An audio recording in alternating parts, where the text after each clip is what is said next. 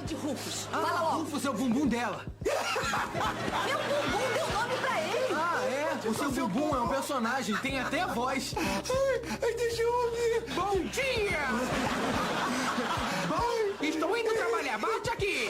Prontinho! Eu não gostei disso, não gostei disso mesmo. É fantástico. Eu também não gostei. Houve um tempo em que as noites de terça-feira pertenciam a uma família específica e no centro de cada gargalhada estava um jovem de olhar perdido e timing cômico impecável. George O. Gore II, eternizado como o atrapalhado Júnior de Eu, a Patroa e as Crianças, não era apenas um ator coadjuvante. Ele era o coração rítmico de uma das maiores comédias da televisão mundial. Seu rosto estava em milhões de lares. Sua imagem tornou-se um meme, antes mesmo do termo se popularizar, e seu futuro em Hollywood parecia não ter limites. No entanto, quando as luzes do cenário da família Kyle se apagaram definitivamente, algo estranho aconteceu. O brilho de sua estrela não apenas diminuiu, ele desapareceu. Em uma era onde a relevância é medida por curtidas e presenças constantes, George tornou-se um fantasma em uma indústria que nunca dorme. O que leva um jovem no auge do sucesso a se tornar uma das figuras mais enigmáticas do entretenimento. Se você busca entender os bastidores da fama e o que acontece quando o roteiro da vida real diverge do planejado, deixe seu like agora. Sua inscrição é o que nos permite continuar mergulhando nessas trajetórias. Ajude-nos a bater a meta de novos membros para que o algoritmo entenda que histórias profundas ainda importam. O que realmente aconteceu com George O. A trajetória de George não começou sob os refletores de um estúdio de comédia, mas sim nas ruas de Maryland, onde nasceu em 1982. Diferente de muitas estrelas mirins que são empurradas para da frente das câmeras por desejos parentais, George exibia uma inclinação natural para a performance desde muito cedo. Segundo relatos, ele começou a atuar em comerciais aos 4 anos de idade, demonstrando uma disciplina incomum para uma criança. Sua estreia no cinema não poderia ter sido mais distante do humor que o consagraria. Aos 10 anos, ele apareceu no clássico Cult Juice, ao lado de Tupac Shakur. Ali, no meio de um drama urbano denso e violento, o pequeno George já mostrava uma capacidade de entrega que Hollywood começou a notar. Ele não era apenas um rosto bonitinho, havia uma seriedade em sua atuação, uma compreensão do peso das palavras que o diferenciava de seus contemporâneos. Humanizar sua origem é entender que ele foi um operário da atuação muito antes de ser um ícone pop. Ele cresceu nos sets, aprendendo a dinâmica das produções entre uma cena e outra, construindo uma base sólida que o prepararia para o que o mundo viria a conhecer como o fenômeno Júnior. A ascensão de George foi gradual e fundamentada em um profissionalismo que a indústria via como um ativo valioso. Antes de ingressar na comédia, ele passou 4 anos como Malik no drama policial New York Undercover. Foi nesse ambiente de produção intensa e temas adultos que ele refinou sua técnica. Segundo relatos da época, a transição para a comédia foi um movimento calculado e arriscado. Quando Damon Wayans estava moldando Eu, a Patroa e as Crianças, ele não buscava apenas alguém engraçado, mas alguém que pudesse servir de escada para o seu humor físico e, ao mesmo tempo, brilhar por conta própria. George foi interpretado como a peça que faltava no quebra-cabeça. A indústria começou a apostar nele como o protótipo do novo jovem astro da televisão americana. Ele não era o adolescente rebelde clichê, mas uma figura que conseguia extrair humor da vulnerabilidade e da ingenuidade. Sua ascensão foi marcada pela aceitação imediata do público, que via nele o filho, o irmão ou o amigo que todos gostariam de ter. O sucesso não veio por sorte, mas por uma transição orgânica de um ator dramático competente para um comediante de físico e expressões únicas. O auge absoluto chegou no início dos anos 2000, quando Eu, a Patroa e as Crianças se tornou um pilar da grade da ABC e um sucesso estrondoso em mercados internacionais, especialmente no Brasil. George, como Júnior, tornou-se o centro de algumas das cenas mais icônicas da sitcom. Dinheiro, prestígio e indicações a prêmios como o NAICP Image Awards tornaram-se parte de sua rotina. Naquele período, ele era uma das faces mais reconhecíveis da juventude afro-americana na televisão, exercendo uma influência que ia além das telas. Hollywood via nele um potencial protagonista para o cinema, alguém que poderia carregar franquias de comédia nas costas. O contraste entre o prestígio daquela época e o que viria depois é quase poético em sua crueza. Enquanto ele gravava episódios que seriam assistidos por gerações, o sistema ao seu redor mudava silenciosamente.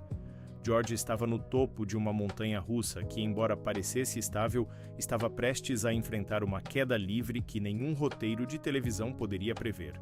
Ele desfrutava de um nível de fama que permitia portas abertas em qualquer lugar, mas o auge carrega consigo a semente da própria obsolescência em uma indústria que está sempre em busca da próxima grande novidade. O ponto de ruptura não foi um evento catastrófico ou um escândalo público, mas algo muito mais sutil e comum na engrenagem de Hollywood. O fim abrupto de um ciclo e a dificuldade de transição de imagem. Em 2005, Eu, a Patroa e as Crianças foi cancelada de forma inesperada, deixando pontas soltas na trama e, consequentemente, na carreira de seus protagonistas. George, que passara seus anos formativos interpretando um personagem tão marcante, encontrou-se em uma encruzilhada. Foi interpretado como um desafio quase impossível desvincular sua imagem da figura de Junior Kyle. A indústria, muitas vezes cruel com atores que se tornam sinônimos de um papel, começou a vê-lo de forma limitada. Houve pressões para que ele se reinventasse rapidamente, mas o contexto do mercado estava mudando.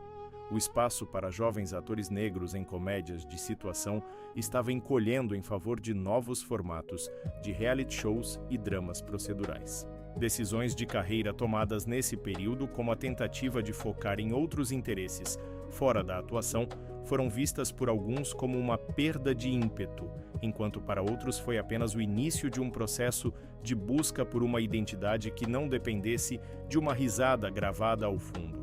A queda, se é que podemos chamar assim, manifestou-se na forma de um silêncio progressivo e de uma ausência quase total nos grandes projetos de estúdio. Após o fim da série, George viu as oportunidades de papéis de liderança minguarem significativamente. Segundo relatos, a falta de projetos que estivessem à altura de seu talento e de sua experiência anterior gerou um hiato que a mídia começou a interpretar como o fim de sua relevância. Rejeições em audições para papéis que tentavam forçá-lo a repetir a fórmula de Júnior parecem ter desgastado sua relação com a atuação comercial tradicional. O silêncio não foi repentino, mas uma erosão lenta da presença pública. Ele participou de dublagens e pequenos projetos, mas o brilho dos anos de ouro parecia cada vez mais distante. Hollywood é uma máquina que exige alimentação constante com novos conteúdos e presenças em eventos, e ao escolher não participar desse jogo de aparências, George foi sendo empurrado para a periferia do estrelato. A reputação de um ator é construída sobre o seu último trabalho, e quando o último trabalho memorável está a anos de distância, a indústria tende a fechar as portas de forma automática e muitas vezes definitiva. As tentativas de retorno de George O. Gorsey-Goose ocorreram sob a sombra de um legado que, embora glorioso, parecia funcionar como uma jaula artística. Em 2009, ele ressurgiu em Dance Flick, uma paródia produzida pela família Wayans que tentava capturar a mesma energia satírica dos anos anteriores. No entanto, o projeto foi interpretado como um esforço de nicho, uma espécie de celebração familiar que não conseguiu projetar George de volta ao primeiro escalão de Hollywood. O retorno foi difícil porque o mercado de cinema e televisão havia se fragmentado. O tipo de comédia física e caricata que o consagrou estava sendo substituído por um humor mais seco ou por produções de streaming que buscavam rostos novos e sem associações tão profundas com o passado. Segundo relatos, George buscou oportunidades em produções menores e dublagens, mas a cada tentativa, o fantasma de Júnior parecia estar presente na sala de audição. A indústria via isso como um problema de reconhecimento excessivo. O público não conseguia enxergar o ator George, apenas o personagem que cresceu diante de seus olhos. Essa barreira invisível transformou o que deveria ser uma evolução natural de carreira em uma luta constante contra a própria imagem. Ao longo dos anos, a vida pessoal de George O. Gore II tornou-se um refúgio contra as pressões de uma carreira estagnada, revelando uma mudança drástica de prioridades. Diferente de muitos de seus colegas de geração que tentaram manter a relevância a qualquer custo através de reality shows ou polêmicas em redes sociais, George escolheu o caminho do anonimato consciente. Ele se tornou uma das poucas estrelas de sua magnitude a não possuir perfis públicos oficiais, mantendo sua vida privada sob um véu de mistério que muitos interpretaram como um isolamento, mas que, segundo relatos de pessoas próximas, foi uma escolha deliberada por saúde mental. O afastamento da fama permitiu que ele buscasse interesses acadêmicos e pessoais, longe do julgamento constante do escrutínio público. Essa transição humaniza a figura do ator, mostra que, para ele, o sucesso não era uma necessidade vitalícia, mas uma fase que ele soube viver e, eventualmente, deixar para trás. A mudança de foco para os bastidores e para uma vida comum sugere que a paz de espírito tornou-se mais valiosa do que o aplauso, transformando o sumiço em um ato de preservação de si mesmo. Uma releitura crítica da trajetória de George nos obriga a questionar os padrões frequentemente injustos da indústria do entretenimento, especialmente para jovens atores negros que alcançam o auge em sitcoms. A mídia e Hollywood têm um histórico de congelar esses artistas em suas fases infantis ou adolescentes, negando-lhes a oportunidade de amadurecer em papéis dramáticos ou complexos. O fenômeno júnior foi tão forte que George foi, de certa forma, vítima de seu próprio brilhantismo cômico. Foi interpretado por analistas que o preconceito sistêmico da época limitava o espaço para homens negros no gênero da comédia a figuras caricatas, dificultando a transição para o status de protagonista sério. O papel da mídia também foi crucial ao tratar sua ausência não como uma escolha de vida, mas como um fracasso profissional, reforçando a ideia de que um ator só existe se estiver sob os holofotes.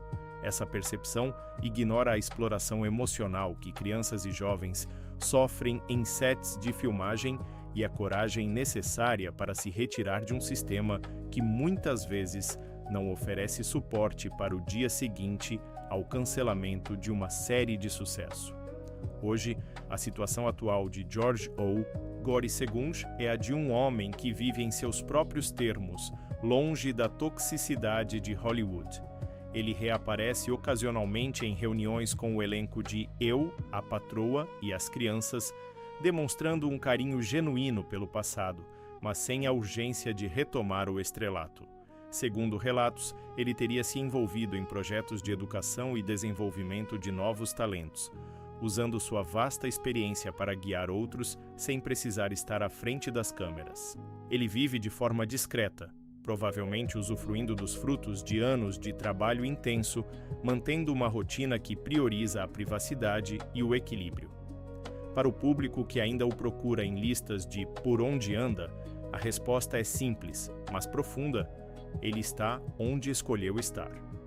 Sua recusa em participar da cultura da celebridade moderna, baseada na exposição constante, faz dele uma figura quase subversiva em 2024. Ele não é um ator esquecido, mas um homem que decidiu que sua história não precisava de novos capítulos públicos para ser considerada completa ou bem-sucedida.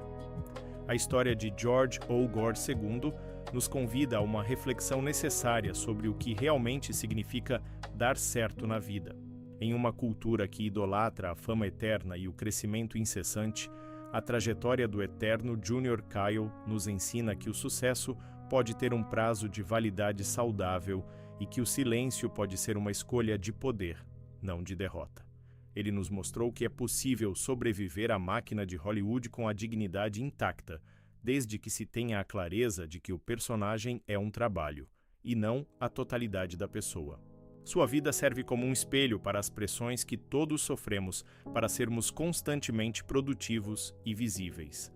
Ao olhar para trás, vemos um ator que deu alegria a milhões e que, ao fim do dia, teve a sabedoria de fechar a porta e buscar a própria felicidade longe do barulho. A lição que fica é que a fama é um hóspede passageiro, mas a paz que construímos com nossas escolhas pessoais é o único lar permanente que realmente importa.